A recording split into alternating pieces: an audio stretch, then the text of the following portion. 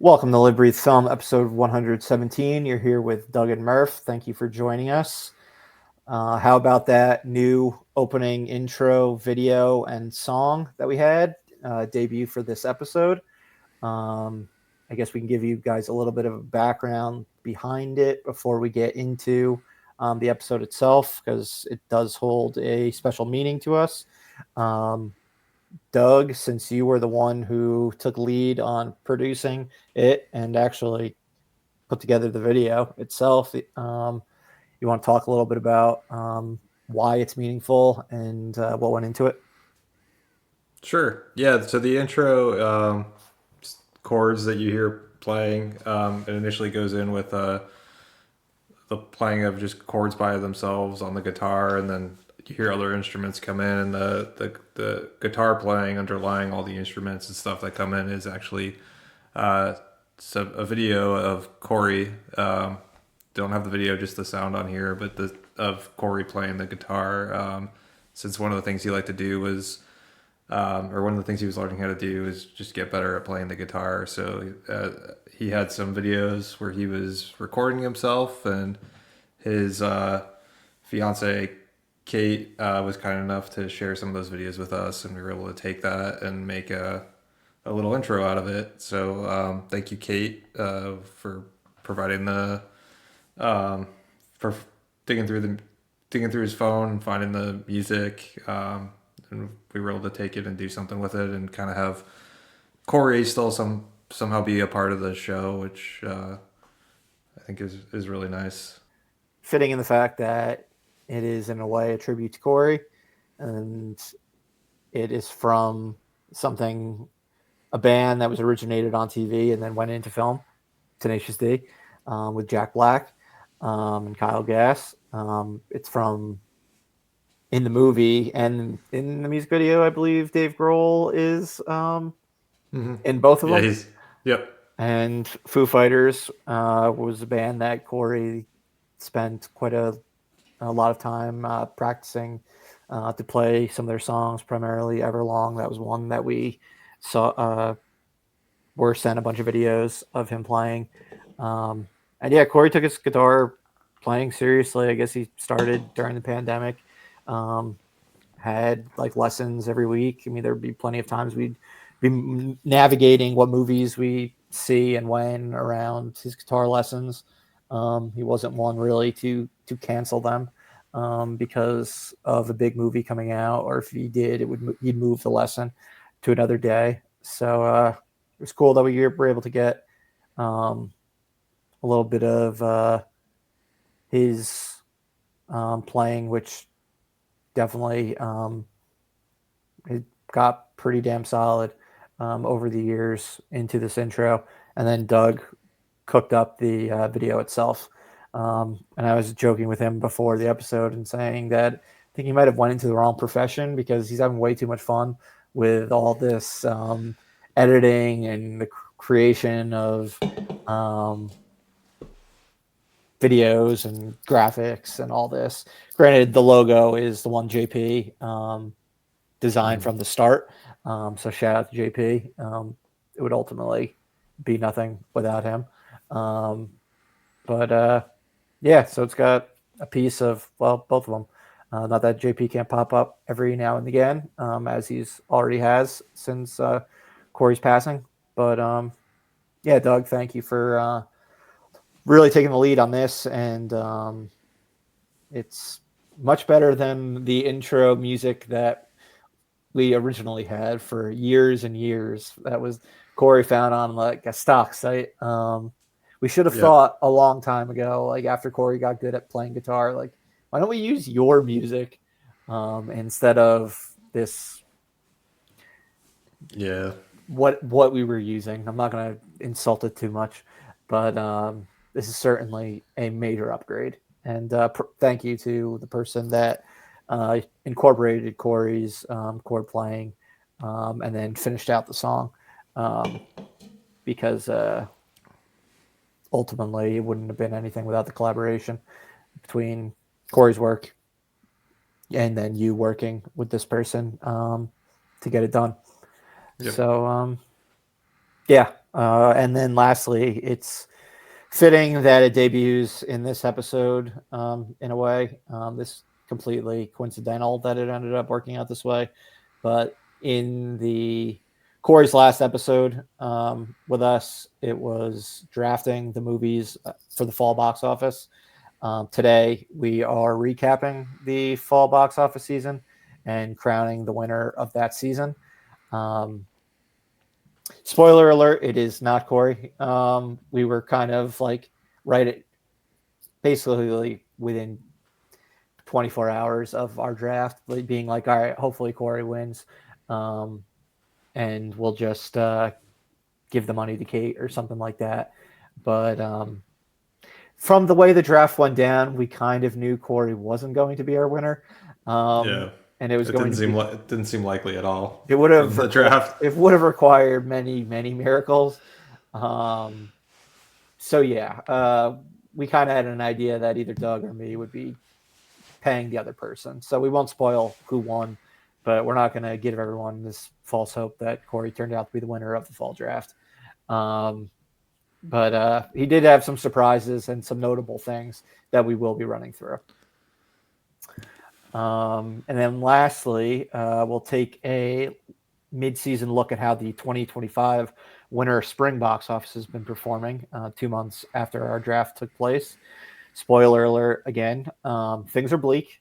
I don't think we've seen a box office this poor since we've started doing these box office drafts and box office pools in the summer of 2021 after things really started to open up at the box office once again after COVID. But yeah, we will dive into how things have been going so far. This one was just Doug and I. But we'll get to that after our feature presentation. And then, as always, a friendly reminder before we begin, if you haven't already done so, please subscribe to Live, Breathe, Film, wherever you choose to listen to your favorite podcasts. We appreciate all of your support. Now, Doug, for the fall box office recap, we'll remind everyone how it went down. The draft order was you had the number 1 pick, Corey had the number 2 pick, and I had the number 3 pick.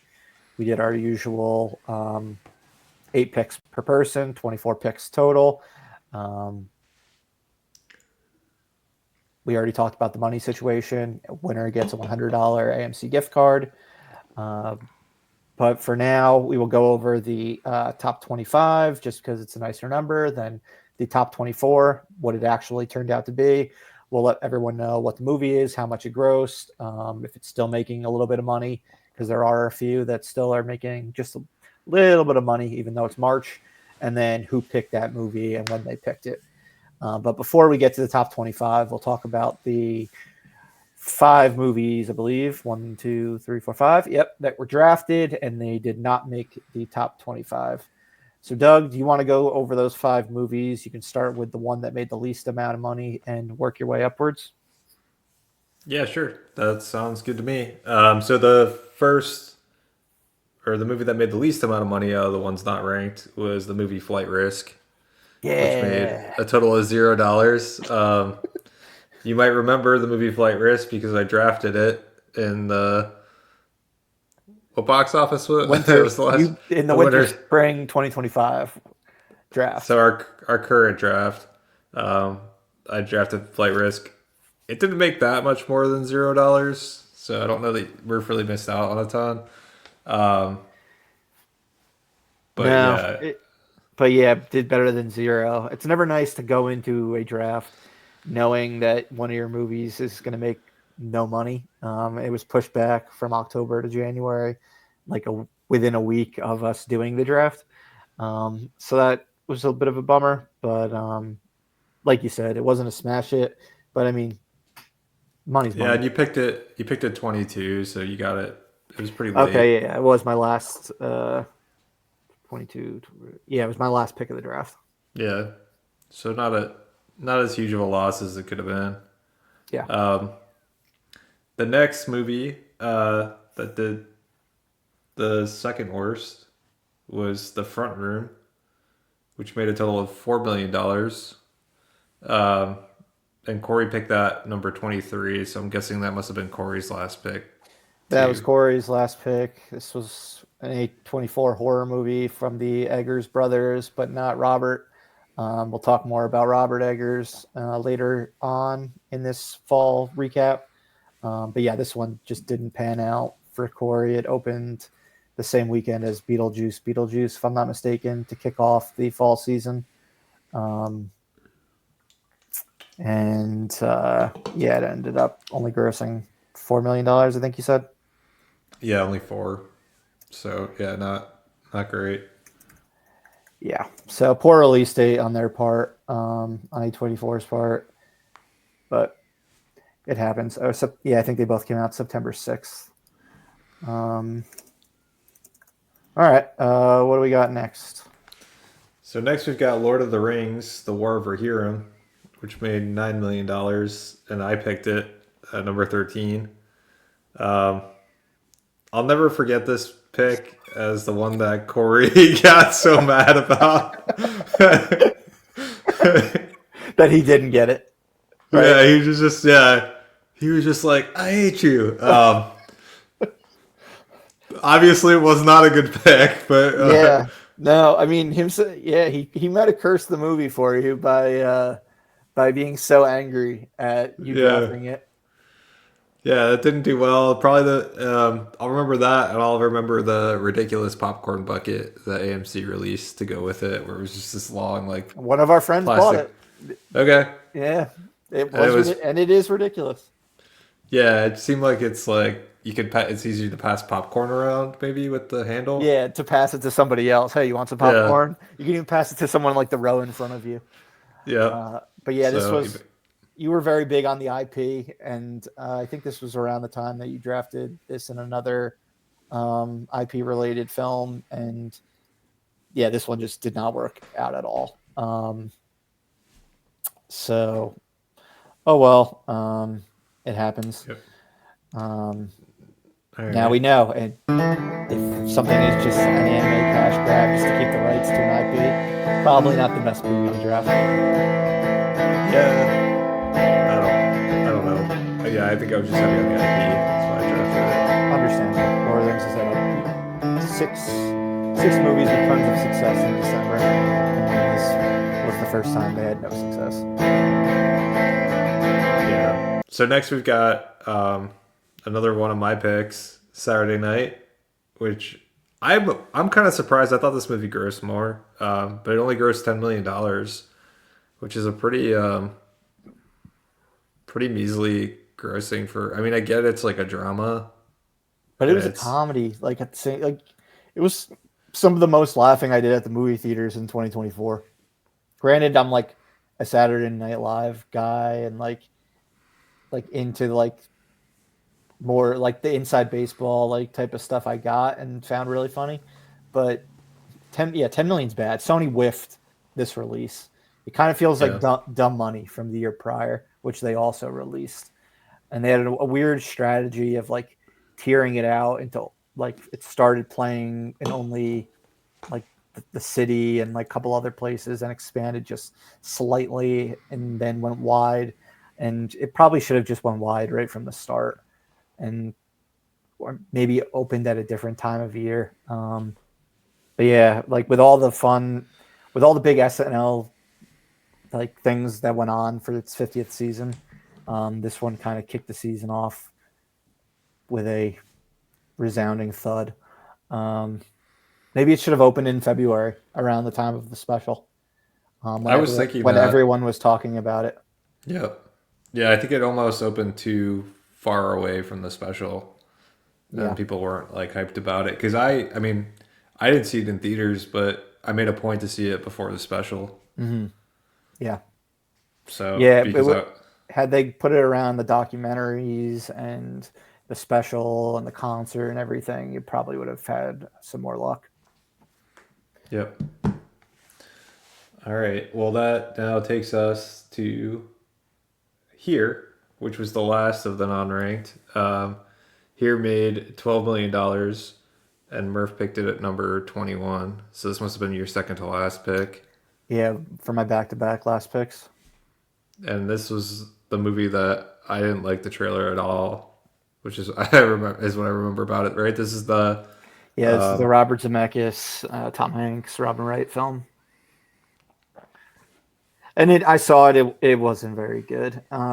So it made the money that it deserved. It was high concept, and yeah, it clearly didn't play with mass audiences the way that his previous films with Tom Hanks have, um, such Zemeckis as has been Forrest kind Gump, of Castaway, uh, Polar Express, etc. So Zemeckis's more recent movies have been more of like a mixed bag. I think. yeah, I mean he hasn't had a really good one since Flight, in my opinion, which was 2012. Um, Overall, this century, he hasn't really been able to recapture what he did in the back in the 1900s. Um, but yeah, I mean, you look at his output in like the 20th century, like whether I mean, you got the Back to the Future trilogy, Who Framed Roger Rabbit, Forrest Gump, um, plenty of other hit movies, Contact, and then you go to the 21st century. It's really just like Castaway, The Polar Express, are like really the only like hits. Um, Yeah. so yeah, and critically he's been getting slammed a lot. So oh well. Um, Took a shot on good old Tom Hanks, but didn't work out. Yeah. Definitely can't blame you on that. All right. So there were a couple other movies that were in between the ones we ranked that didn't make the top 25 and the top 25. Um, no need to talk about them. It was only $5 million that separated here and our number 25 movie. Um, but Doug, you'll take the odd numbers. I'll take evens.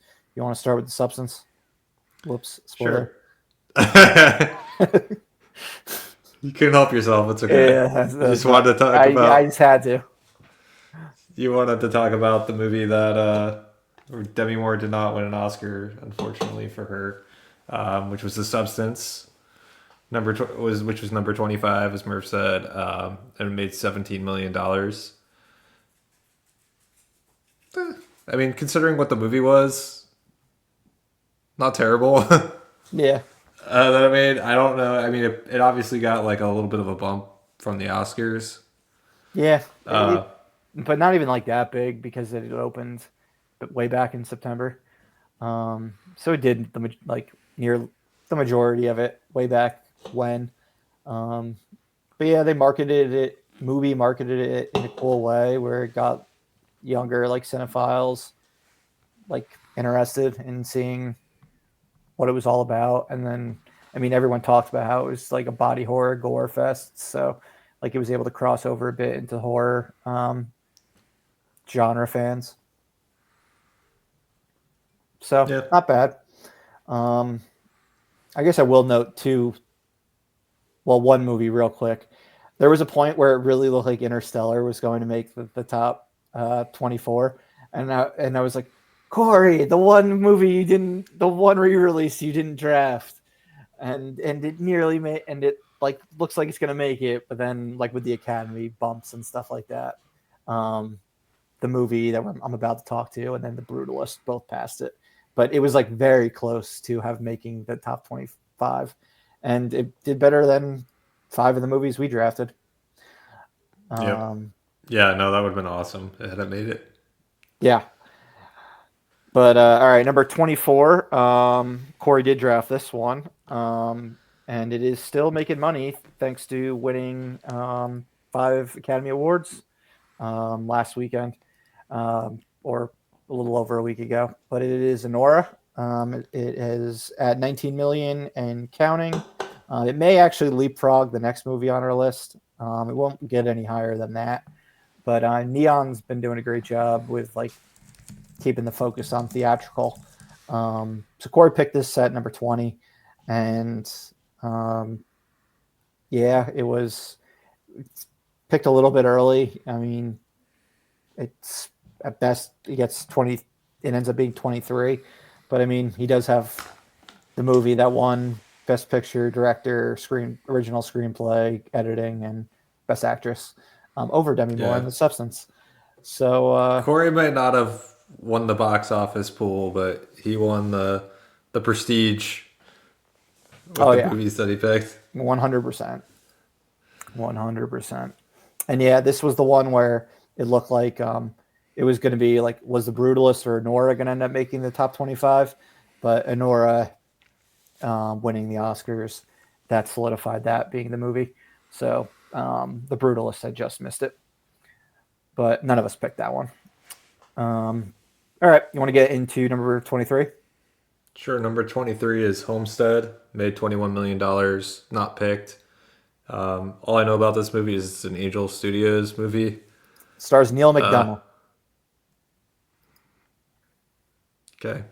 I haven't seen it. I'm assuming you You're haven't like- seen it. You're like, I don't even know who this Neil McDonough is. Character actor Neil McDonough. You definitely know him from movies as far back as Angels in the Outfield. He's the most recognizable person if you actually take if you look up who he is.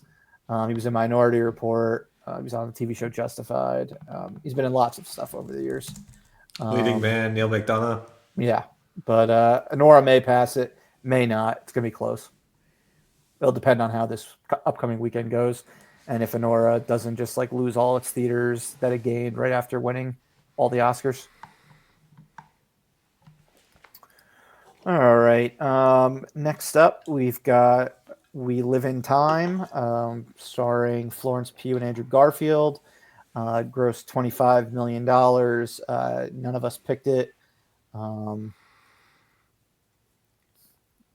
A24, did better than I think we were expecting. Had some solid legs, but not much else to talk about it. Did you see this movie? Yep, did see this movie. Any good? It was pretty good. It goes back and forward in time a bunch. So it's got a non-linear structure. But I figured with the time title that there was some sort of time play going on here. Yeah, the two of them had good chemistry, but I wouldn't. It didn't blow my mind or anything. Okay, I'm just curious. I've been thinking about maybe trying to watch the movie. Yeah, I wouldn't not recommend it. It's definitely a well-made movie. It just there was a lot that I liked more in 2024. Okay. So the number 21 movie was Kraven the Hunter. Oof. This was the other IP movie I was talking about.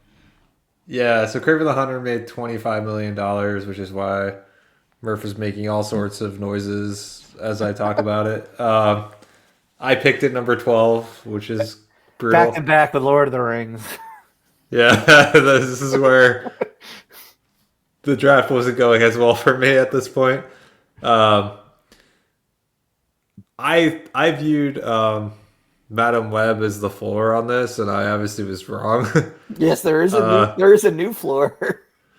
Because these Sony movies, the floor just keeps lowering every time they dropped one of these. Because Morbius looks like a hit now in comparison to these other ones. Morbius is a smash in comparison. It grows double. Yeah, it's just this makes all the Fox movies when they were at the end of their run look pretty impressive. Dark Phoenix grossed 65 million. I believe Fantastic Four 2015 grossed 56 million. The only one that probably grossed less was The New Mutants because it was the first movie to come out in 2020. I remember that. COVID. Yeah. No, The New Mutant. Oh, wait, they're neck and neck. New Mutants made 23.8 million. I may have rounded Kraven. Let's see. You felt bad. Oh wait, no. Kraven made 25. Yeah, 25. Exactly 25. So yeah, still not great though. There was no New Mutants pandemic. The New Mutants is actually way more impressive when you look at them side to side based on their situations. Yeah. But yeah, Sony, their universe of Spider-Man characters is now dead. Um, Yeah. just it's gone the wayside the way Fox's superhero movies have gone by the wayside, like DC's DCU and all the flops that they had during like 2023 when they were doing their all right, got to get everything out so we can reboot with James Gunn on that period. And we kept seeing each one drop and being like, damn, like how low can they go? Um, with Aquaman being the exception. Yeah. Aquaman 2. I mean, they just need to do their. If I'm Sony, I'm gonna get Andrew Garfield and you know try to and the Spider Gang back together and try to make more of those like Spider Verse movies Oh, or yeah, something. dude. Yeah. I mean, just make more movies with Andrew Garfield starring, make more with Tobey Maguire starring, make more Yeah, with Tom Holland starring, and continue with the animated Spider Verse, and just like those, that's where the money print is. money. Yeah, like don't don't try to do any of these goofy spinoffs. Like it, they know it's not working. It's definitely contributed to superhero fatigue, which is real. Like you got to be special to make money now, and Craven the Hunter was not special. Yeah, it was. I've heard. I think you can confirm this that it was better than Madam Web. It was. Yeah. It definitely was. I would say it was actually one of. It's better than Morbius. I'd say it was better than a lot of their other like anti-hero movies, but didn't matter. Um, No, unless you're Venom, yeah, you're no not one wants making to go money. see you. Exactly. Okay. Number 20, we have Heretic, another A24 movie. It had a solid season. The front room not included, but made 28 million. Was not picked by any of us. A little surprising that Corey didn't pick this one. Maybe the trailer wasn't out at the time, but this was the Hugh Grant horror movie, which did have a decent amount of laughs, despite that, despite being a horror film. But a killer performance by him, nominated for a Golden Globe, and yeah, one of the more fun movies of 2024. Um, Yeah, I really liked Heretic. That was. I'm glad I went and saw that. yeah, but definitely surprised none of us drafted it in retrospect. But all right, I'll let you talk about our next A24 movie. Yeah, so glad I get to talk about this one. Number 19, Baby Girl, made $28 million. No one picked it. Um, all I know is what I've seen from the trailers of Baby Girl, which is um, God, why am I blanking on her name? Nicole Australian Kidman. actress Nicole Kidman, um, being like an older woman, which I guess she's in her 50s, I guess at this point Yeah, she's got to be. at least, and she's kind of like having a sexual relationship with this like younger guy. Yeah, with an intern. She's like a CEO and having a Okay, you know more relationship about with an this intern. movie than I do. Did you see this I movie? did see this movie. Okay. So I guess I should probably jump in rather than just letting you guess what the movie's about. All I'll say, like, I don't know, the AMC intro with Nicole Kidman was better than the movie itself. Um, definitely wasn't my type of movie, but It yeah, I felt like mean, it kind of had like had some holiday legs. what was it? The Shades of Grey movies, the 50 Shades of Grey. It felt like it kind of had like that kind of vibe to it. Yeah, very. It did have little bits of that, but like, very like minimum amounts. I don't know. Okay. It They were was. really trying to sell like the sex relationship between the two, and I guess it sounds like Yeah, it and wasn't as it had some of that stuff, but um, I don't know. I prefer the director's previous movie, Bodies, Bodies, Bodies, over this one. okay. But like I said, it had holiday legs. I mean, the movie's set during like around Christmas and stuff, um, and yeah, it did well. Never in a million years would I have drafted it because I did not foresee it making being the type of movie that would have any sort of like breakout, but it was definitely popular online. Yep. All right. Number 18, we have Conclave. This was one that I ended up being pretty annoyed at Doug for drafting at number with his last pick. It grossed $33 million. You picked a 24. There were a lot of movies you were between, and there were like some real dumpster fire ones where I'm like, oh, please pick this, please pick this, please pick this.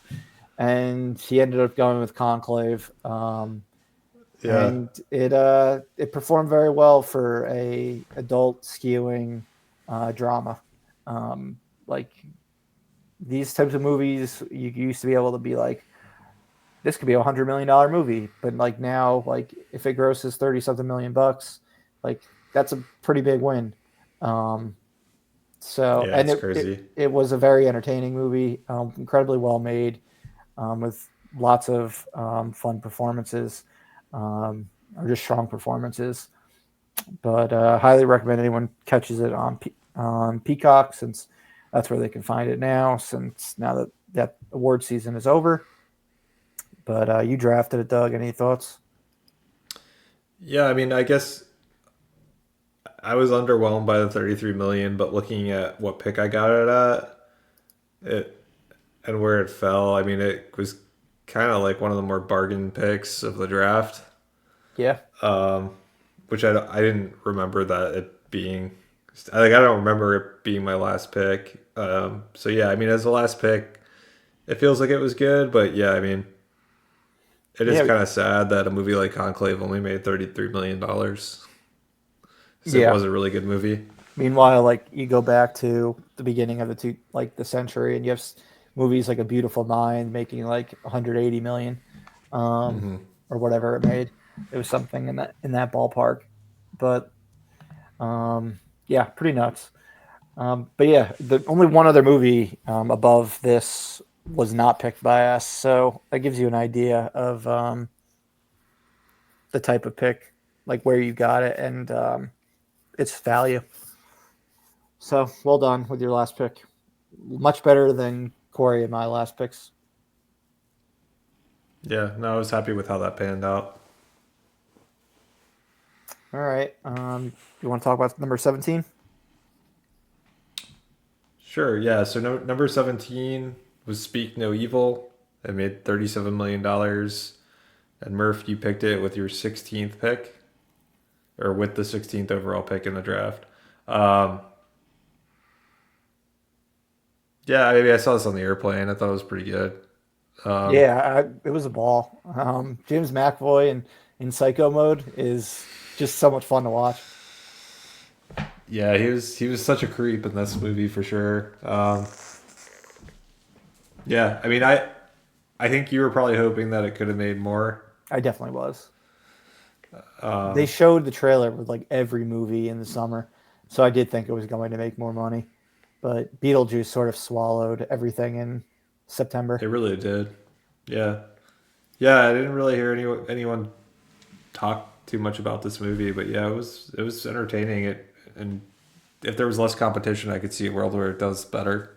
Yeah, but I can't complain. Picked at 16, ended at 17, so not too shabby. Yep. All right, now the final movie that none of us picked was ranked number 16. It was the best Christmas pageant ever, grossed $40 million. Stars Judy Greer. I did not see it. Doug, you did not see it. Um, we I didn't see this was coming. I was. This is a surprise to me. I don't know where the 40 million came from. Was this based on something? I feel like it's looks like a based. book. Okay, so there was awareness around it because it was previously a book. So well done, Judy Greer. Happy to see her in a lead role and have a hit movie.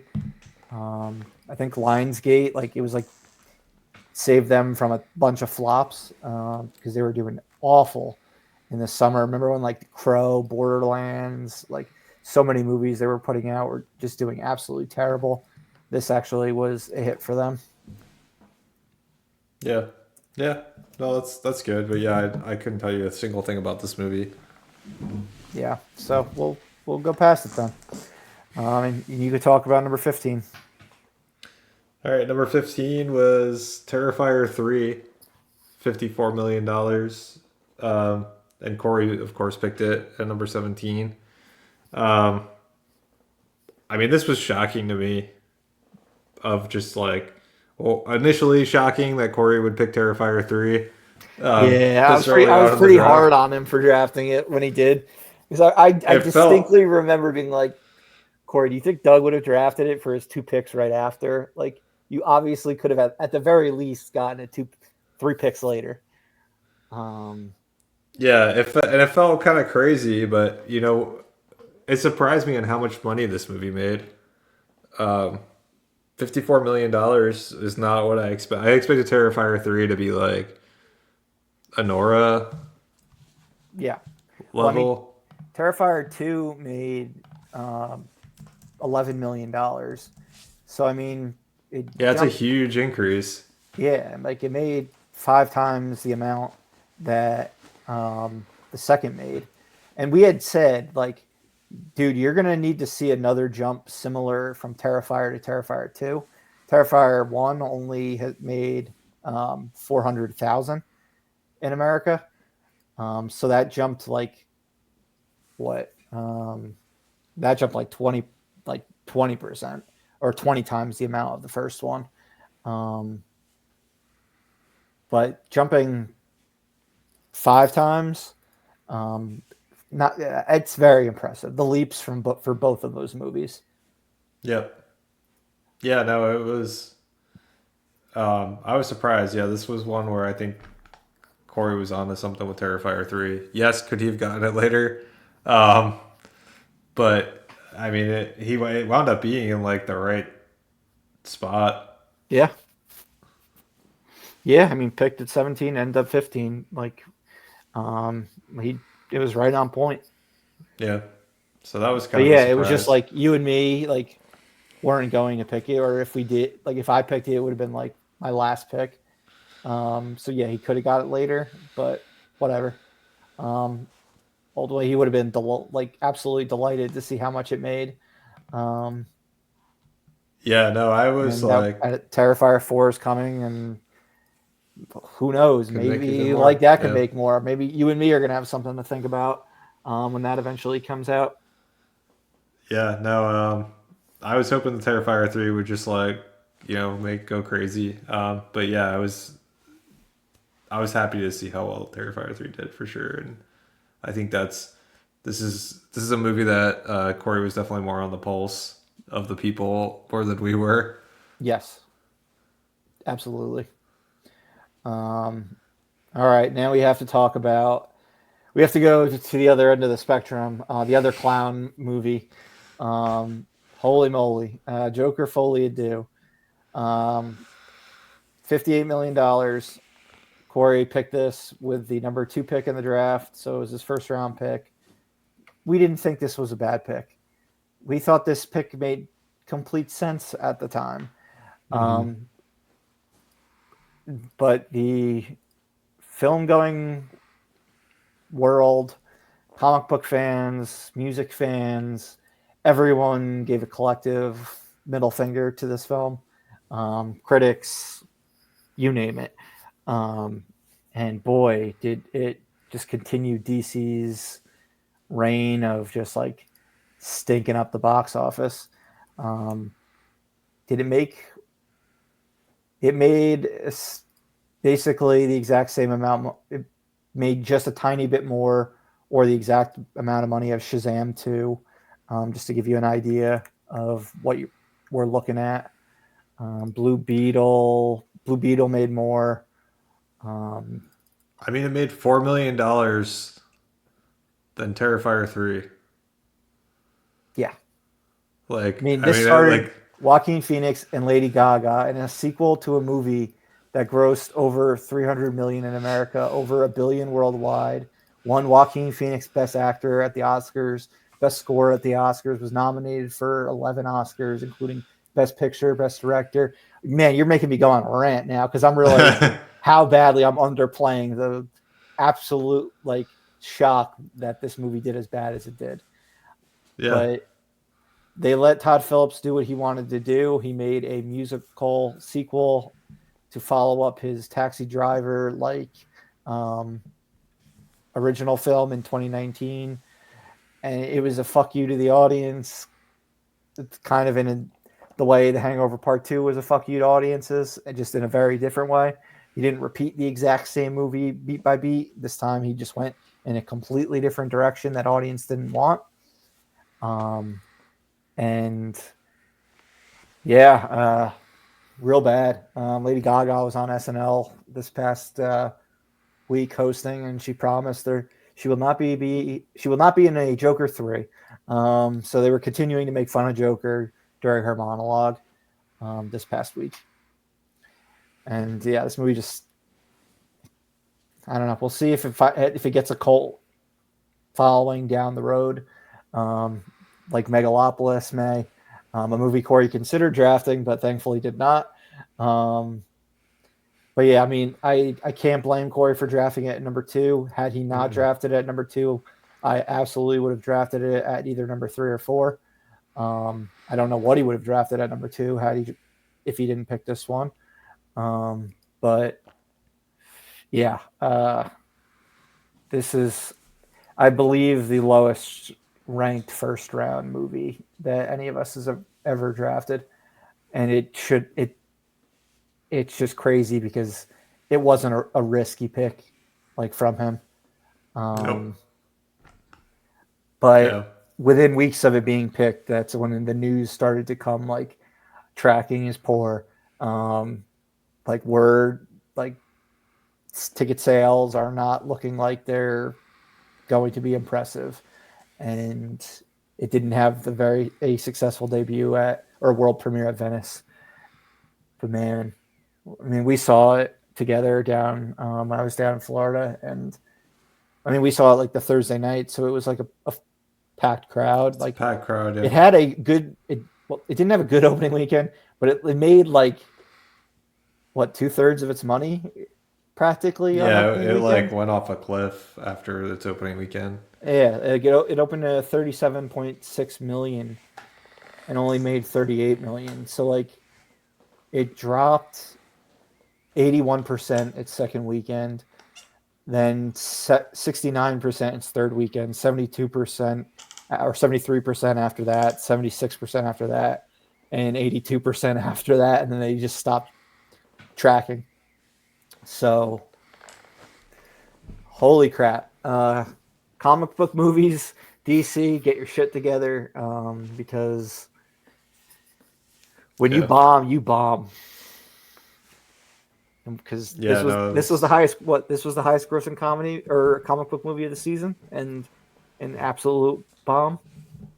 Joker, the first Joker, you mean? No, Joker 2 was the highest of the season. We had Craven in this, right? Nothing else. Oh wait, no, we have one more, and it did gross more. So we'll get to that one. So there was some hope for crappy comic book movies still making money, but I don't know. And I didn't dislike this movie. I actually enjoyed it. We'll see if history proves that I was ahead of the curve, or I'm just have some poor taste. But yeah, I actually did enjoy it.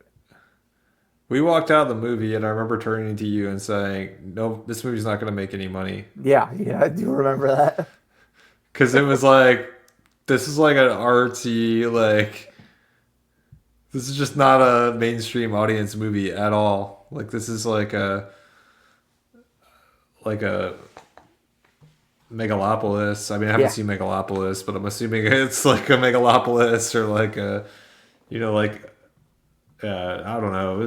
It was great. Yeah, I didn't dislike the movie, but it was very clear after seeing it. It was like, this is not going to be a Joker all over again. Yeah, like they were making it for themselves and didn't care like what audiences thought. And I will know, I still do hold the record for having the worst first round pick as far as grosses go, with Argyle. So even though this was the lowest ranked one ever in one of the drafts, I do have the lowest grossing one in any of our drafts. What a terrible pick on my part to kick off 2024. I probably would have taken it if I could have. Like, it seemed like a good pick at the time. Yeah. Oh well. All right. All right, Go with the one that Corey picked right after. so Lucky 13, Transformers 1 made $59 million. Corey picked it number 5.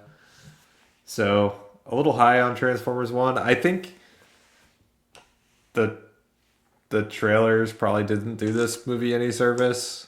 It didn't. It definitely made it look more kiddie than the actual movie was theme wise.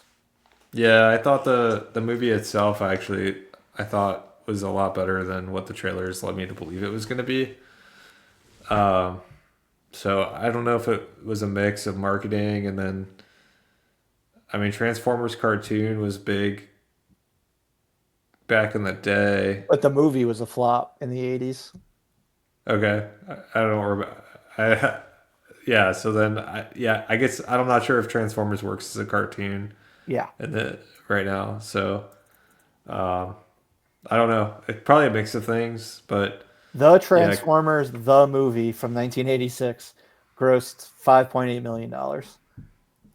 okay. I don't know what that factors in with inflation. It's probably more than this movie made. Good point. They've jacked up ticket prices so much, and just inflation has gone up so much that, yeah, it may actually be about equal. Yeah, you said the Transformers, the movie. Yes. Great name. You can never have too many buzz. Yeah, a truly terrible movie title. Adjusted for inflation. What are you using? 59 million. Wow. Exactly the same as Transformers 1. That is a lot. Wow, that does say a lot. Yeah, there's a cap to what an animated Transformers movie can make. And it's $59 million. Holy crap, is inflation. Yeah, $59 million exactly. And goddamn, has inflation been crazy in the past 38 years since the first movie came out. Yeah. Yeah. $5 million got you a lot more in the 80s. Yes, it did. Holy crap. But yeah, this was sadly the last time I was ever angry at Corey in my life, and I kind of held the anger in throughout the entire episode. Because I couldn't believe he drafted this movie as high as he did, and it would lead you to pick the movies that you ended up drafting in your next back-to-back one, which both ended up grossing higher than Transformers 1. So, in retrospect, sorry, Corey. I mean, I was right to be annoyed that you drafted a movie that did so poorly. But I do regret being as annoyed as I was, and which you can see if you watch episode 110.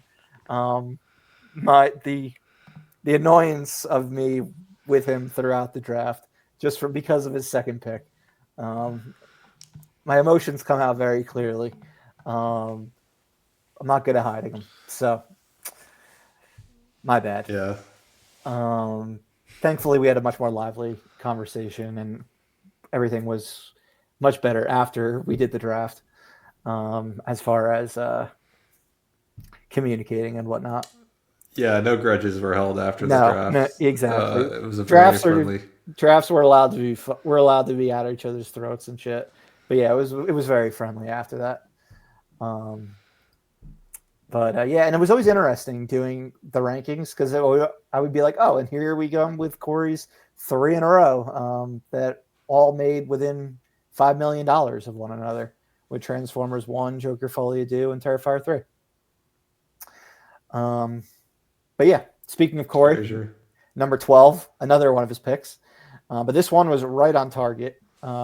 It was Smile 2, He picked it at number 11. It grossed $69 million, so it was a come down from the original film, which grossed over 100 million. We did say it was going to be tough to replicate that because of the type of marketing that first movie had, and the interesting word of mouth it had after it had a much bigger opening weekend that was expected. This one had a similar opening weekend to the original Smile, but the people knew what they were getting with this one. Even though Smile 2 was, in my opinion, significantly better than the first one. They like upped their game in all aspects, particularly Naomi Scott's lead performance. She absolutely crushed it. Was a killer scream queen. And yeah, I was disappointed to see it make less than the first, but wasn't surprised by the fact that it did, just because the first one was such like a viral type of hit. Yeah, that's what worried me about Smile 2. Was just the, like you said, it just kind of felt like lightning in a bottle. So trying to like capture that again, and just how great the marketing, you can't just have people show up like smiling at stuff again. Like people have seen that trick already. Yeah. So, but yeah, still didn't do bad.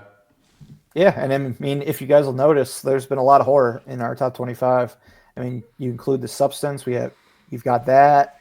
You've got Heretic. You've got Speak No Evil, Terrifier 3, Smile 2. Horror, pretty bulletproof. So, all right. You want to move on to Yep. Yeah, Number 11. Number 11 was a complete unknown. It made $75 million. And I picked it at number 19. My boy Timmy did it for me again. Coming through for you again. He pulled through. It's just what he does. He comes through for Doug every time.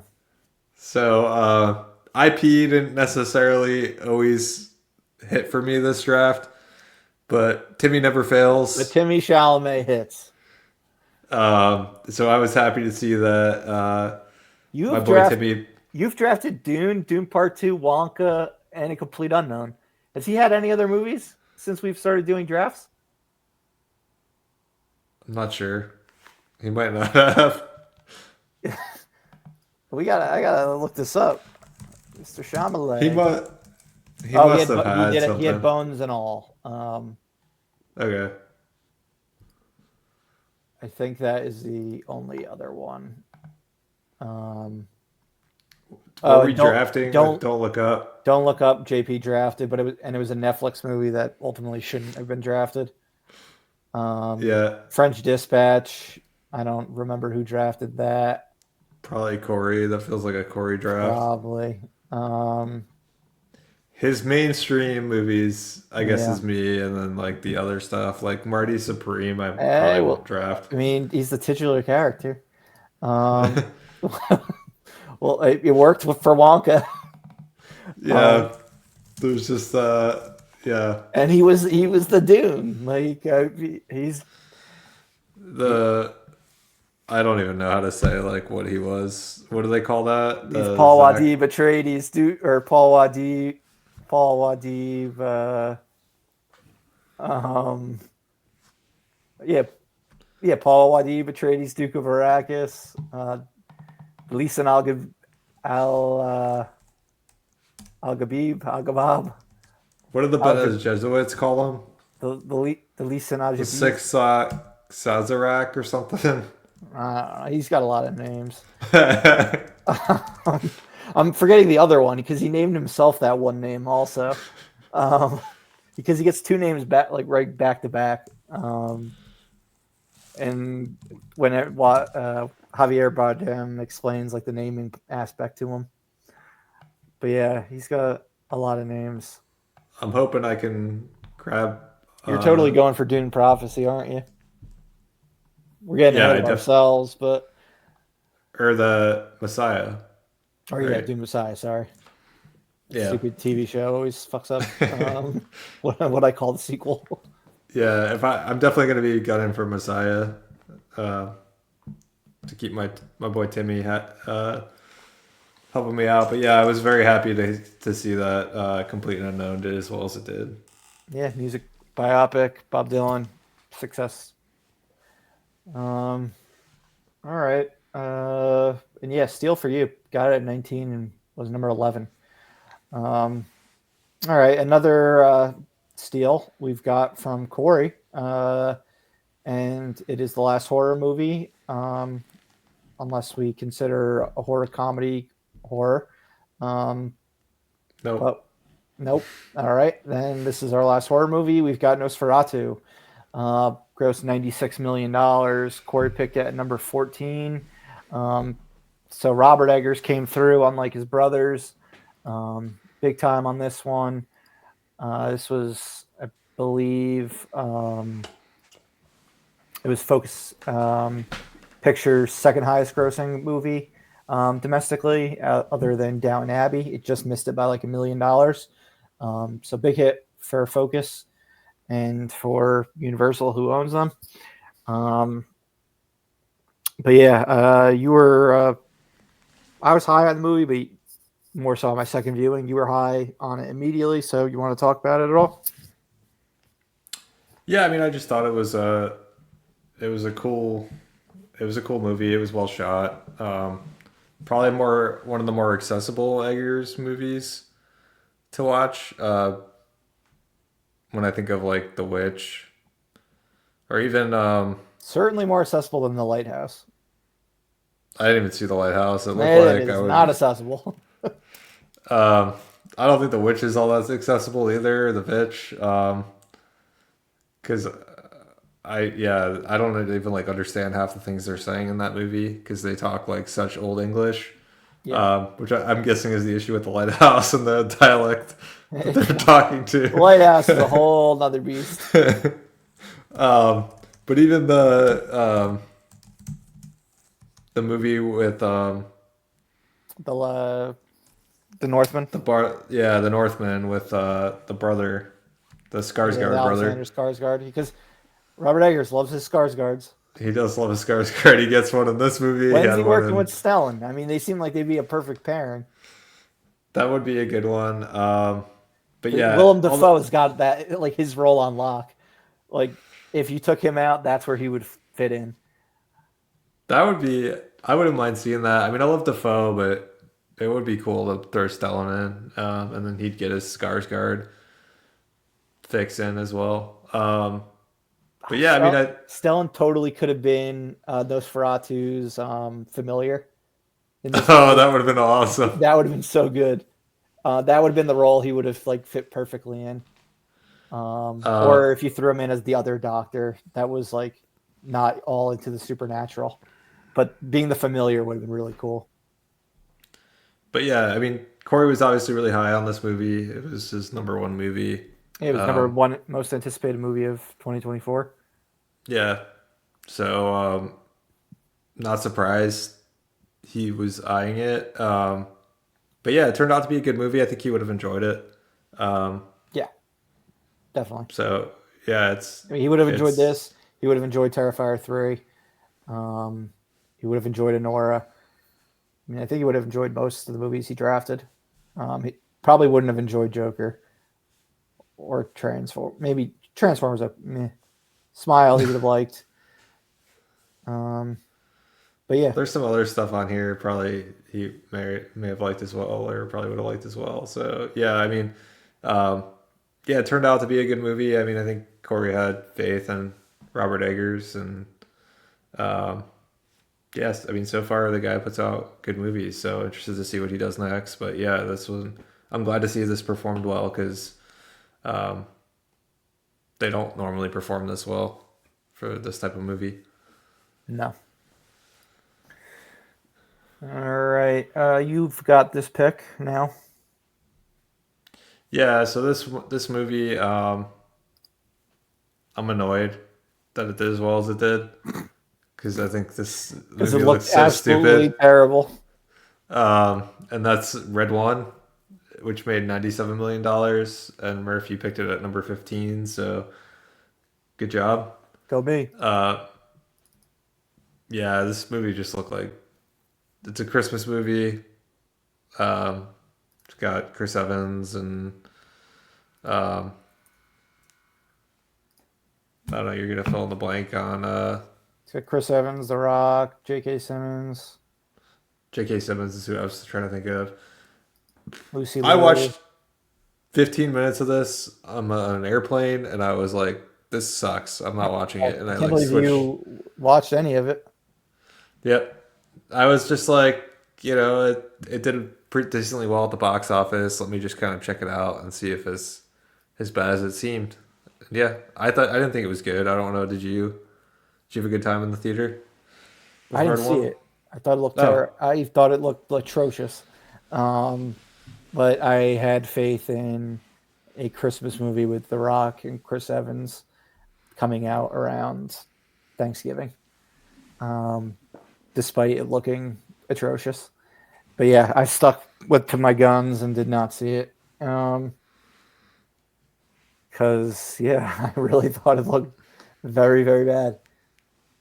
well, your faith in the movie going audience was rewarded in The Rock because it made almost $100 million. Yeah, yeah. I mean, Amazon totally could have stretched it out to 100, but then they put it on Prime. Like it had more money in the tank. But they were like, all right, we got to put it on Prime Video before for our subscribers before Christmas. Um, Yeah, but yeah, it easily should have made over 100. And that's something to keep in mind in the futures that these companies sometimes love to jump the gun and throw their stuff on streaming if they think it makes sense based on timing versus them having waited until holiday season next year yeah, um, to really get a boost for the movie on streaming, which by then it probably wouldn't. yeah. It seemed like studios had learned that lesson, but I guess they didn't. Yeah, well, to a degree. Disney's learned their lesson, and by far, like the most of anyone, it seems like. All right, number 8, we've got Venom: The Last Dance. So we do have one. We did have one comic book movie that was successful, and it's from Sony of all studios. Um, Gross 140 million. Doug, you picked it with the number 6 pick in the draft. So this was one of those movies that I was annoyed that Corey didn't draft with his second pick, and that you were able to snag. It ultimately did a lot less than expected. Hmm. Um, I mean, Venom: Let There Be Carnage and Venom 1 were both $200 million movies, if I'm not mistaken. Venom 1 was 213, and Venom: Let There Be Carnage was 213.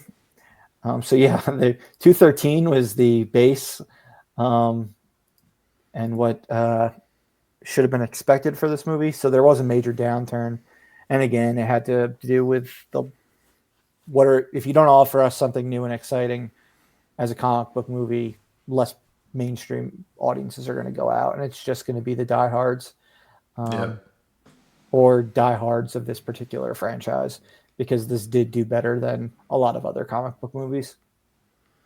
yeah. I So was definitely Venom hoping movies do have for. their fans. Yeah, I was definitely hoping for better. Yeah. But all right. But yeah. Well, All that right. takes us to the seventh overall performer, which was the Wild Robot, which made $144 million. And Murph, you picked it with your number 10 pick. Um, I remember distinctly being mad that you got this movie because I really wanted it. I thought the trailer looked awesome, and that it was going to be a huge hit. I don't know that. I don't think it performed as high as I thought it was going to perform, but I mean, it still did pretty damn good. Yeah, I mean, if it had opened later in the year, like towards the holidays, it probably was a $200 million movie. Um, like Puss in Boots did the last year or 2 years ago, whatever it was, and some of their other movies that make over 200. But DreamWorks movies, they've got them legs. You're unlucky in the fact that I finally paid attention to the trailer, like only like shortly before the movie or we did this draft because I And every time it showed up at a movie theater, I'd be like, oh, DreamWorks, and kind of just like look at my phone and not really pay attention. And then finally I watched it and I was like, oh shit, this actually like looks really good, and doesn't look like the same old stuff that they put out all the time with their typical like animation that looks exactly the same as every other movie and isn't just um, silly jokes aimed more for kids. But yeah, it panned out. I was very, as a movie, panned out phenomenally. When we do our best of the year in the next episode, you're going to see we both have it high on our lists. And I mean, Doug when made it pretty clear in the Oscar episode that it should have been winning a slew of awards and been nominated for more. So yeah, ultimately I was happy with its final gross. All So right, well that takes us to the next pick, Murph. all right, number 6. We've got Corey's final draft pick. After that, it just gets to a bunch of movies from you and me. But at number 6, we've got Gladiator 2, grossed 172 million. Corey picked it with the number 8 pick, so it did do better than where it was picked. There was some underestimation because of being a legacy sequel to a movie from 2000, not starring the original protagonist, and how it would perform, but it did actually perform very well. I believe the first Gladiator movie was like very similar numbers. Gladiator 1 made 187. So only 15 million more. Granted, that was with the Best Picture win. And then on the flip side, you also have 24 years of inflation, where that original movie would have probably made closer to 400 million nowadays. But yeah, we both saw the film. I think it sort of just was. It was just sort of there. Nothing really special, I would say, right? Yeah, I mean, I'm surprised it made this much money. Like, I still have a hard time believing it made 172 million. It just doesn't seem like, I mean, for all the reasons you said, it just doesn't seem like this movie had much on its side other than the Gladiator name. And apparently that was enough to carry it. Yeah, I'm throwing Denzel Washington in doesn't hurt. He's got his diehard fan base. Yeah, but Paul Mescal as the lead isn't really like a big name. No, neither was Russell Crowe in 2000, though. Yeah, but that was a better movie. Well, yeah, yes, it was. If this was riding on the coattails of the original success. Um, yeah, I mean, they clearly tried to do the whole Barbenheimer thing, but just like not in an organic way. That Barbenheimer Glicked, you mean? Glicked. It was like a mini Glicked if you do look at the box office of the movies. Um, but like a much more miniature version. Um, Yeah. Despite both movies being successes in both years. But all right, number 5. Number 5 was Sonic the Hedgehog 3. That made 236 million, so we're now in the 200s. And I've got that with my pick number 7. Um, Highest grossing of the franchise. yeah. I was happy I got this one. I was trying to remember. I was not happy. This was the other movie. This and Venom were the two movies that I did not want Oh, you to yeah. get back to back. Yeah, so Corey picks Transformers 1, and then he gives me Venom and Sonic the Hedgehog 3. Ay, ay, ay. Um, yeah, after the movie that you already got at number 1, which we'll talk about later. Yeah. So yeah, wasn't I wasn't thrilled with you being able to get Sonic and Venom back to back. Yeah, no, and I was very happy, for sure. So definitely different. You and I were in Yeah. different moods How did in this round. how did it do in comparison to your expectations? I think I thought I could have gone even higher. Um, just I because. I was expecting 200, like around 200. I'd never had like the mega faith that it was going to be like this big breakout sequel at the third time around, just because it was opening around the holidays. Yeah, But I figured it was going to make $200 million, which it did. I also thought Venom was going to make closer to 200, be around a $200 million movie, yeah, I which did it too. wasn't. Yeah, I mean, Sonic was definitely more in line than where I thought Venom was going to be. But Yeah. All right. all right, Then number four, we've got Mufasa the Lion King, the other big holiday movie that opened right around Sonic the Hedgehog 3. Um, it's at 250 million and counting. I picked this with the number 3 pick in the draft, so this was my first round pick. Um, this was looking like a really bad first round pick at one point. Um, it's after its opening weekend. I mean, Sonic the Hedgehog's opening weekend dwarfed um, Mufasa, um, but Mufasa has the legs, and it still has legs. It's still in the top 10, making a few $1 million, I think, this past weekend. Um, so it's not going to move up another spot in the rankings, but it's still going to make some money. I know they just announced the Disney Plus release date, which probably will be the nail in the coffin for it continuing to make money. But maybe maybe it has another 5 million in it. Um, I don't know the exact release date for Disney Plus, but best case scenario would be like 5 to 10 million more. So yeah, it was definitely one where I was like, oh, this was a pretty shitty pick, but like it should have holiday legs that at least make it do like 150. Um, but the fact that it ended up making 250 plus was a surprise. all right. Well, that takes us to the Were number you three. were you surprised about Mufasa? 'Cause I don't. Did you thought it was a pretty shitty pick on my part, right? Um, I mean, it only opened with 35 million. Like, ugh. oh, I mean, yeah, I mean, I wasn't. It didn't look great from its opening weekend. And when I Um, picked it, were you surprised that because I don't think so. we went all musicals with our first round? Yeah, I don't think that surprised me too much, just because of the fact that it's a Disney property.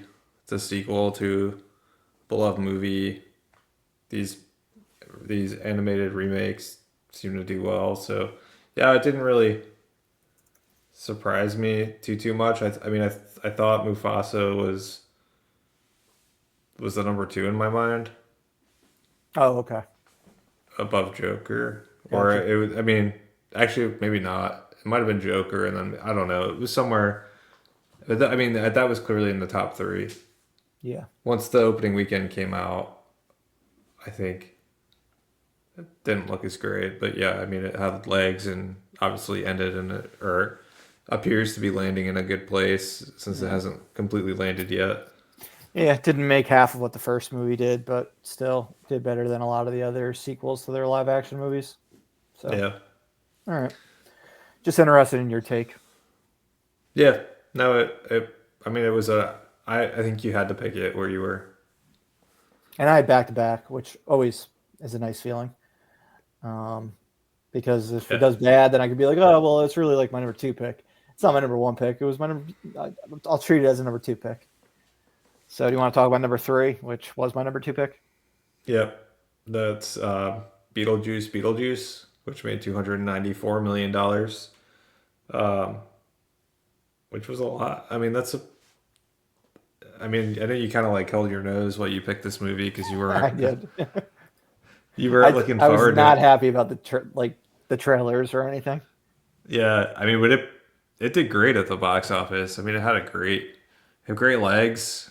I mean, this Yeah, was just that was I guess the surprising aspect because I knew the tracking was good, which was the reason why I drafted it where I did. Because we only did the draft like I don't know now less than 2 weeks before the movie opened. Um, yeah, it was a little less than 2 weeks before the movie opened, so I knew it was looking like it was going to be like a big opening weekend. But yeah, I didn't see it legging out the way it did throughout September into October. yeah. I mean, like you said earlier, I mean, it kind of just swallowed up Everything in those like September, yeah everything in September. like And Transformers it one and um, yeah, a lot of the smaller movies. and it was just like the Beetlejuice show. So yeah, no, it was a great pick. Yeah. So all right. Yeah, I was happy with it. All right, number two, where things get interesting. We've got Moana 2 with 460 million and counting. Um, it is not counting much anymore. It's like, does it make another million or 2 million at most? Its Disney Plus release is about to drop. Um, It it's might not, already be on Disney or Plus. or it might have just come out on Disney Plus. I know it's like they're advertising on Disney Plus, so it's like if it's not out, it's about to be out. Um, but yeah, this was. It's not going to move up to number one, but it did come very close to number one. Doug picked it number one.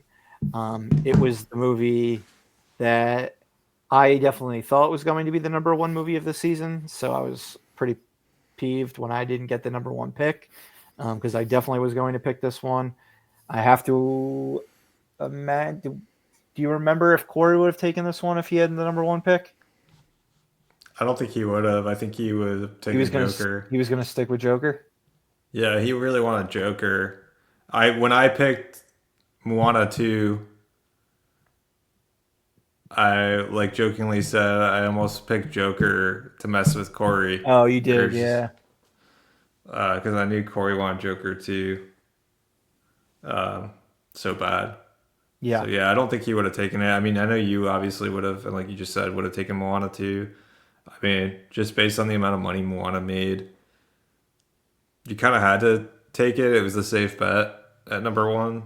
Um, yeah. I mean, it's like the biggest movie ever on Disney Plus. The first movie made over $200 million.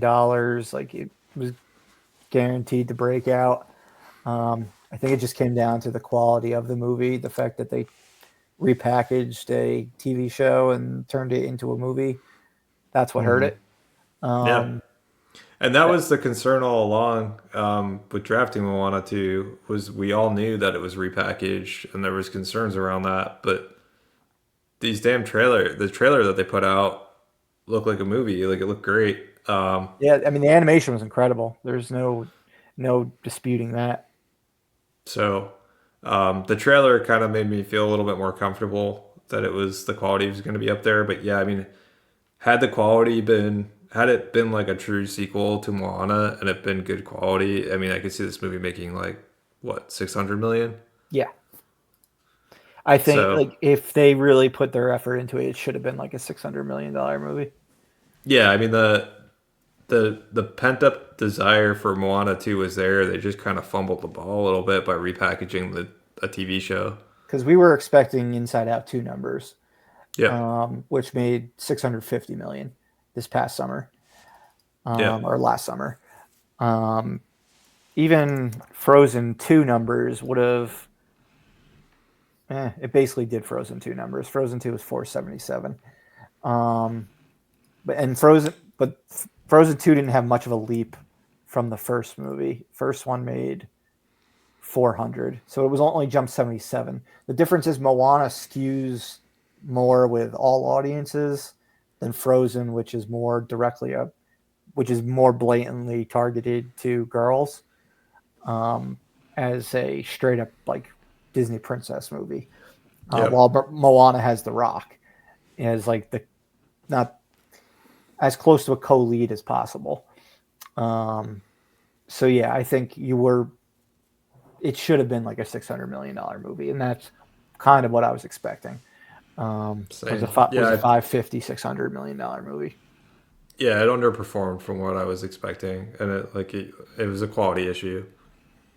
But yeah, I mean, you absolutely like you picked the right movie at number one. I mean, had you picked the movie that is number one, it wouldn't have made a difference because there's such a small amount of money in between the two. Um, but you want to talk about number one? Yep. Number one. If sure most people could have guessed that this would be the number one movie. It was kind of like the movie of the fall, um, and that was Wicked, which made $473 million. Murph, you got it at the steal of the number nine pick, and I mean, I'm assuming you getting Wicked was probably could have been the difference between, um, you know, could be it seems like a difference maker, just based on the amount of money it made. So Yeah, it was I mean, it was like that Top Gun Maverick type of pick that I've had in the past, and I'm sure there's other movies from you guys that I can't think of at the moment that were drafted later that ended up just like defying expectations, defying gravity. Barbie, Um, Barbie yeah, with yes, Corey. Barbie's the big one. Barbie, Corey, that son of a gun. I'll still never forgive you guys for Barbenheimer. Um, but yeah, this.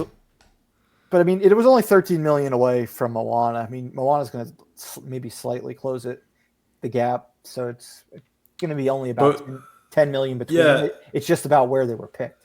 it was, and like where expectations were, because the Wicked, the trailer looked pretty bad. I thought. They did. They look. Yeah. Uh, I didn't think this movie was going to be a big movie at all, until we got closer to the movie coming out, and then people started kind of doing the Barbie thing, like dressing up in like pink and like Yeah, it was like, oh, we got a Barbie Eras Tour type of like thing all over again.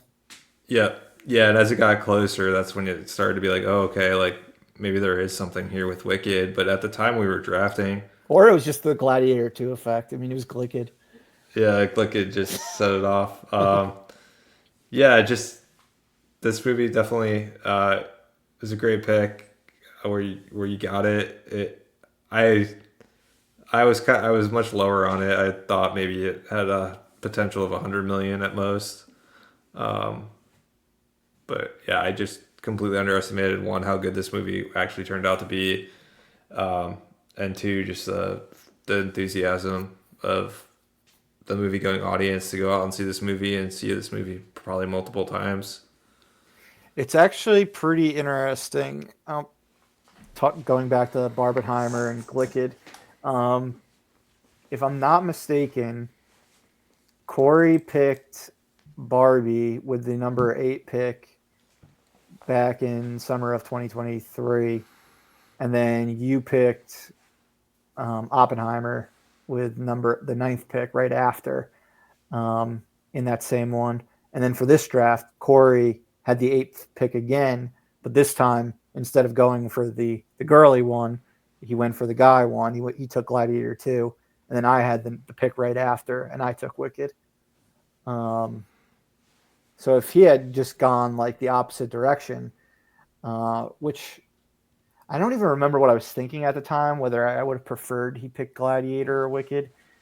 I mean, I was happy I was going to get at least one of them because even though I was annoyed that you got Sonic and Venom, I knew I would get at least one of them and then one other movie because I was picking back to back. Yep. And I got that and Wild Robot.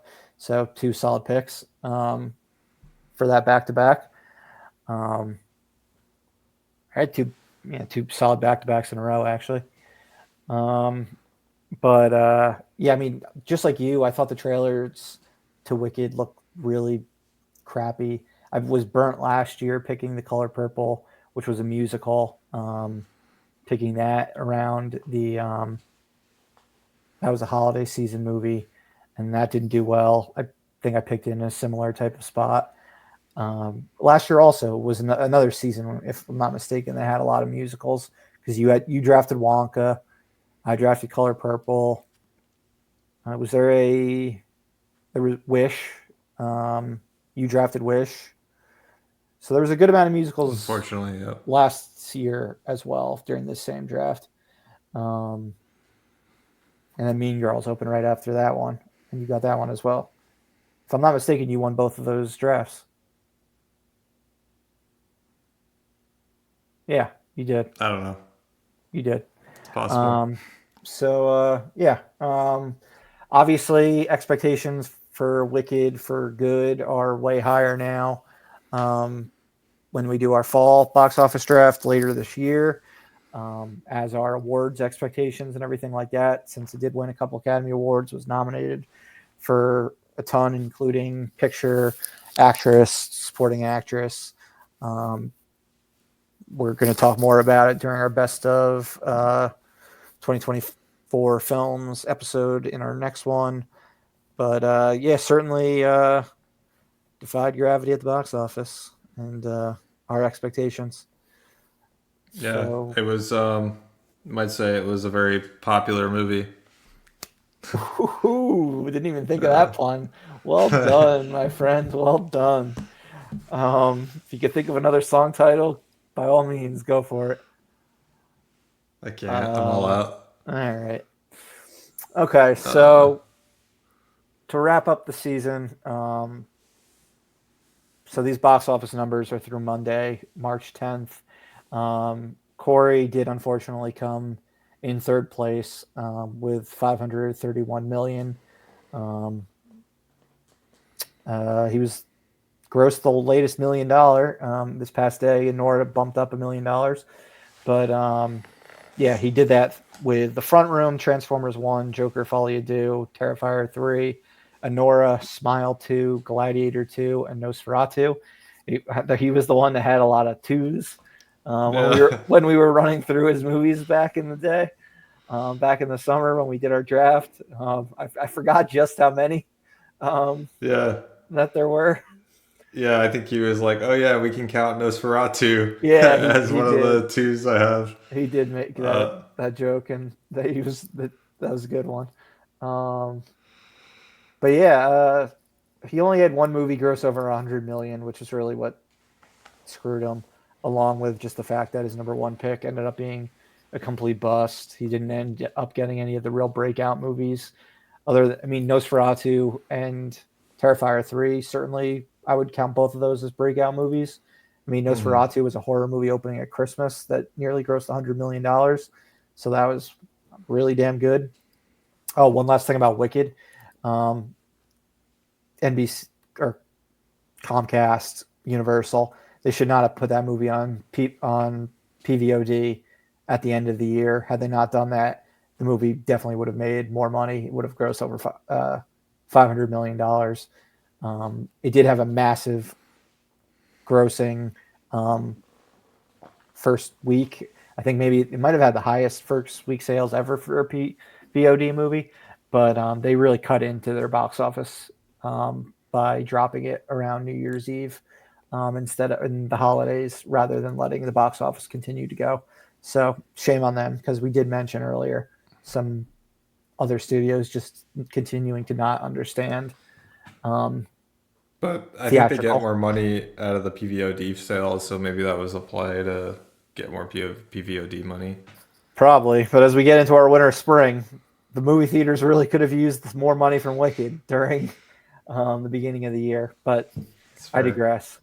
Um, but yeah, Corey had some flops with The Front Room, um, Joker, below expectations with Transformers, and his expectations for Smile. Anora wasn't a hit by like it was a big hit for an indie movie and a massive success as a awards player, but that's ultimately the reason for him coming in third.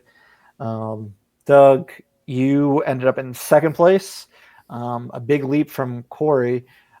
going from 531 million to 988 million. Not to rub it in, Corey, um, but yeah, there was a big gap when it gets to Corey versus you and me. Um, Yeah. Your 988, so right under $1 billion, came from Saturday Night, Conclave, Venom: The Last Dance, Moana 2, Craven the Hunter, The Lord of the Rings, The War of the Rohirrim, Sonic the Hedgehog 3, The Complete Unknown. Um, in red, knowing what we know now, what would you have done differently? That's something we never Um, really have talk about, but we probably should. And like lessons learned. yeah, I think obviously like Craven Hunter and Lord of the Rings is where my missteps were. If I I could do would those agree. over again and try to get my hands on like Wicked, obviously, or one of those types of movies, like that would probably have been the difference maker. I think I I think those two picks are where it hurt me the most, just because Agree. Yeah, I would agree with you that. there were some high value movies still left, and I got those two movies just didn't really perform at all. Um, I mean, obviously, um, yeah, Wicked is the movie that I probably feel the worst about missing, just because I could have gotten my hands on it versus Beetlejuice and Mufasa. I wouldn't have been able to pick anyway. Yeah, it is annoying when one slips through your hands. I've had it before where I've come in last place because I let mega smashes fall right through my hands, and it's really annoying when you have the number one pick. Because I think, yeah, that summer 23 one where I let you guys get so many hits over the movies I drafted. That one's definitely stung the most of any of the drafts that we've done for me. Yeah, If there's any lessons to learn from Corey's, I think it was really like, I mean, Corey was always the wild card. Like, we never knew what the hell he was going to do. yeah. We'd have an idea maybe with his number one pick, but that was about it. But then it would just be like, just I'm glad. scattershot with what he would end up taking. Yeah, I'm glad he continued to do his own thing. Um, sometimes it worked, sometimes it didn't. This Yeah. was a time where it obviously worked. It failed spectacularly because not. I mean, his total was just so much less than ours, but he's won some doing this strategy. So Yeah, no, he has. so yeah, it's Like the it bar def, the draft where he I look back, the one where he drafted Barbie, I think it was the second highest box office total, like cumulative total of any of us in any of our drafts. Um, so yeah, like it's worked for him, definitely. yeah. Yeah, so I mean it doesn't work all the time, but I mean I think I do decently well, and I get second a lot. So You are our perennial second place guy. yeah, I Uh, mean but like you've maybe I again you have had multiple wins, just like Corey has. yeah, but I'm just saying like I don't know, like yeah, he's not always in it, but Corey he's typically is first or third. yep, Um, it's a swing for the fences with him. yeah. Um, so yeah, this time he struck out, but yeah, he definitely kept us on our toes this draft because we had no idea what the hell he was going to take as we as we were going through it. That is for damn sure. Um, all right, and then I ended up with 1.31 billion. Um, I You are the had winner of the I am the winner of the fall 2024 box office pool. I did it with thank you. Thank you for my AMC gift card with adorned with Snow White on it, which is funny, and we'll get more to Snow White in a bit.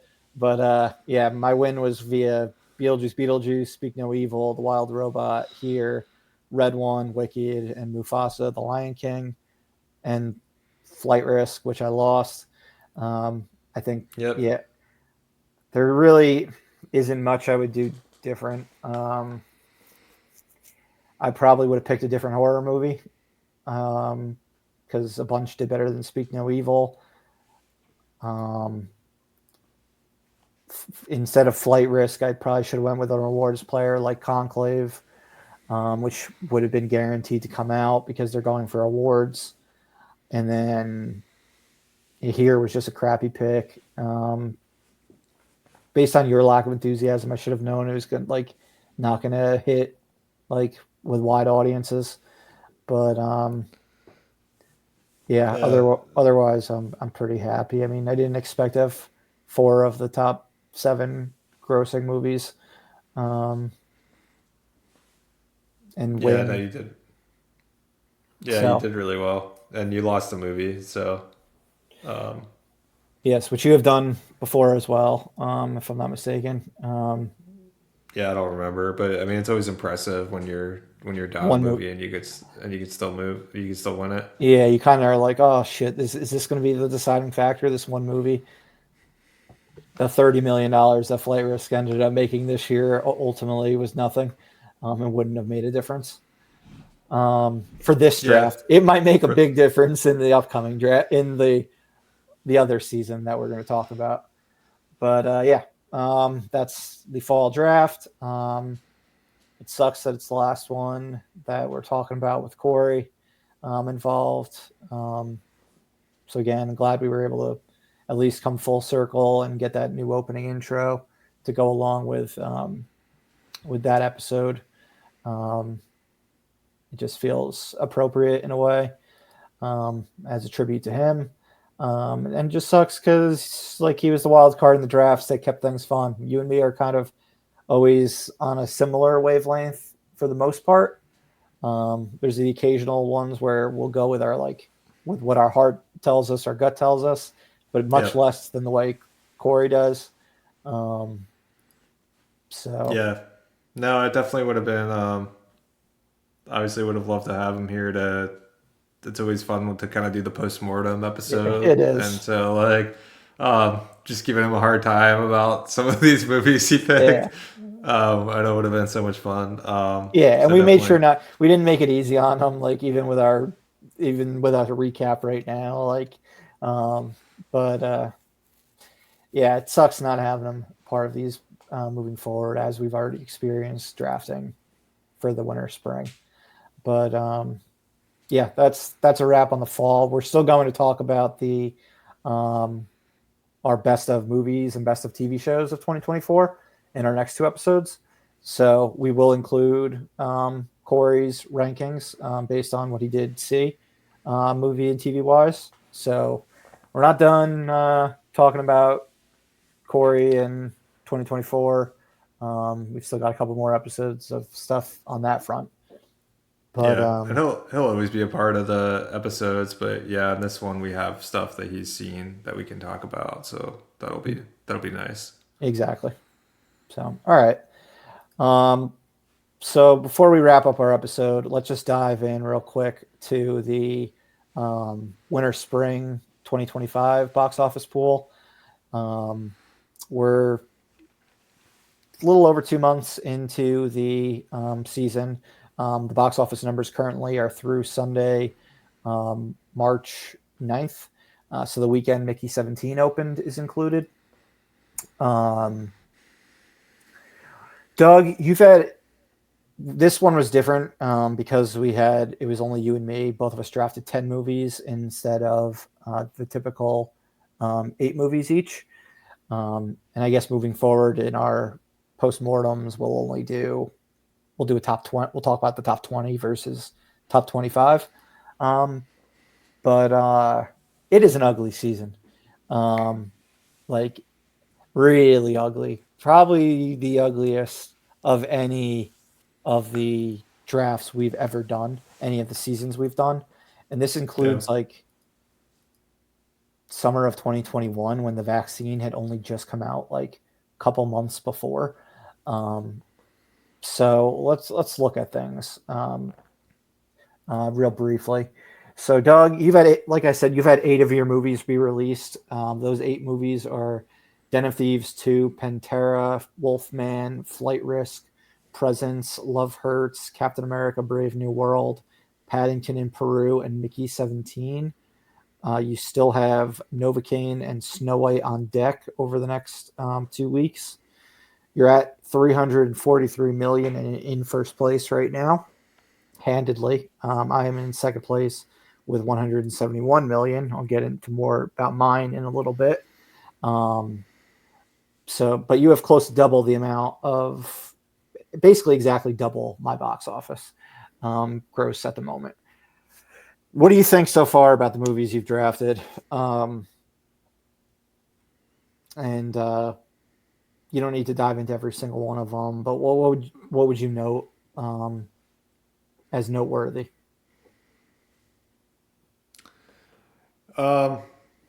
I mean, I'm not feeling great about where I am right now. Um, I would say Captain America did kind of like abysmal for a Marvel movie, which is what I kind of expected, but nothing really broke out. Wolfman, I think, underperformed where I had wanted it to be. So I guess just right now, Flight Risk didn't do great. I've just got Novocaine and Snow White left. Snow White's not gonna probably. I mean, probably gonna be a huge breakout movie. It might get me another 100 million, and then Novocaine's kind of a who knows, but should be on the lower end. So I mean, I would say I don't have enough of a lead where I'm feeling comfortable at all, especially looking at the movies you have left that kind of scare me, like The Accountant, um, 2, Working Man, a Minecraft movie, like all any of those movies could be a breakout. Sinners, I don't think so much, but who the heck knows? Maybe Sinners does something too. So yeah, I'm not feeling super great right now. But I mean, we just need something to break out, and I'm worried that you've got to break out on your list.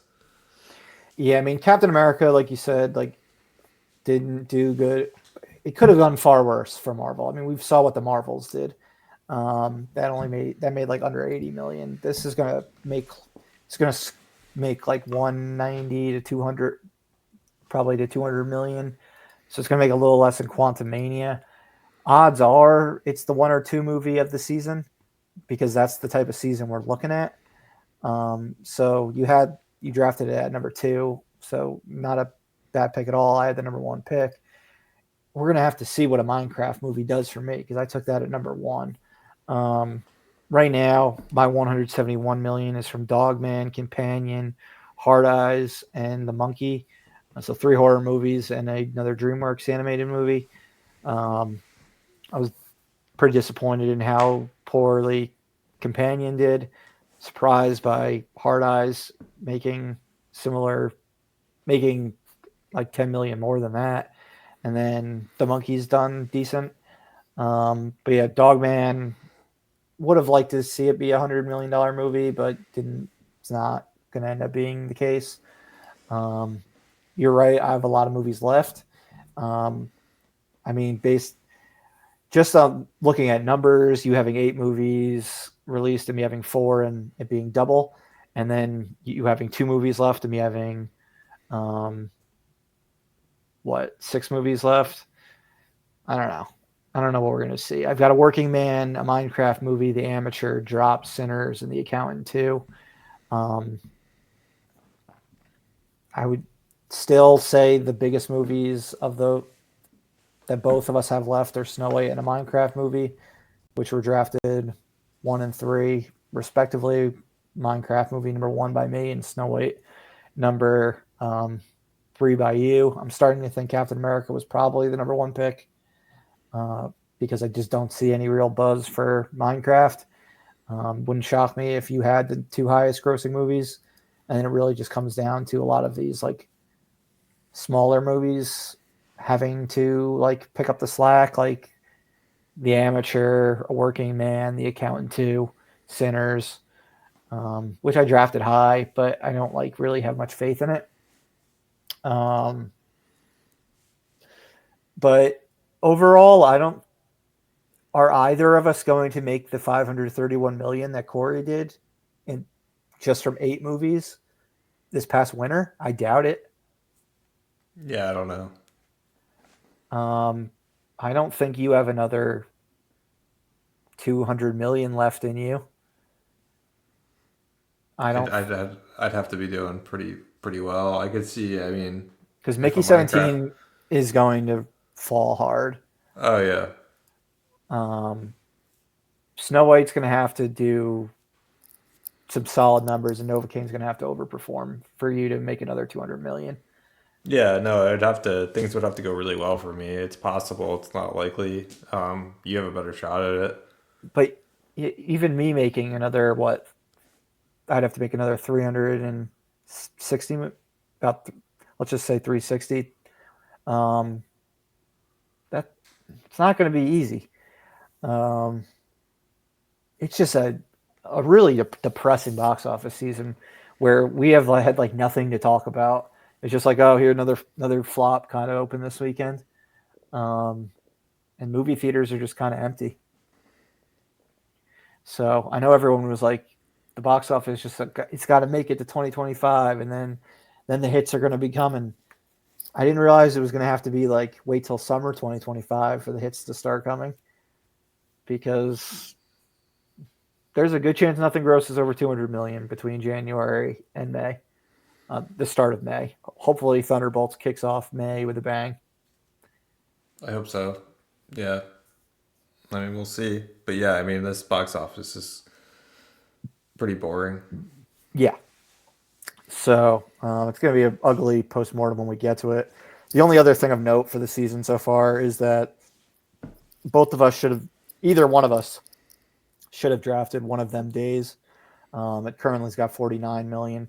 So at the moment, it's the third highest grossing movie of the season, after Captain America and Dogman. So the fact that the third highest grossing movie only made 48 million or 49 million, and neither of us drafted it, came out in January, that says a lot when we're already almost at the midway point of March. Yeah. And only one movie has grossed over $100 million so far. So the next time we talk box office, we'll have a much greater idea of what we're looking at as far as the winner. We might not even talk about the box office again until the season is basically wrapped up, since our next two are going to be focused on the best of 2024. And then we're going to need to start draft. We're going to need to draft for the summer at some point in April. So it might not be till our post-mortem for the season that we talk about the winter spring season again, which I don't necessarily mind, because again, it's just been so ugly to witness. Yeah, I mean, I don't like talking about this right now. It's you just, you sound like angry. I mean, it's just like it's not fun when the movies perform well. It's No, just kind of just sad. So it hopefully, is. um, even though you'll kick my ass if it happens, yeah, hopefully some of your movies start giving some life back to the box office. Yeah, honestly, we're at the point where we gotta have to root for each other's movies just so movie theaters can not shut down. Yeah. So yeah, that says all we need to. That's all we need to say. All right. Well, then that's a wrap for today. This has been Doug and Murph at Live Breathe Film, signing off.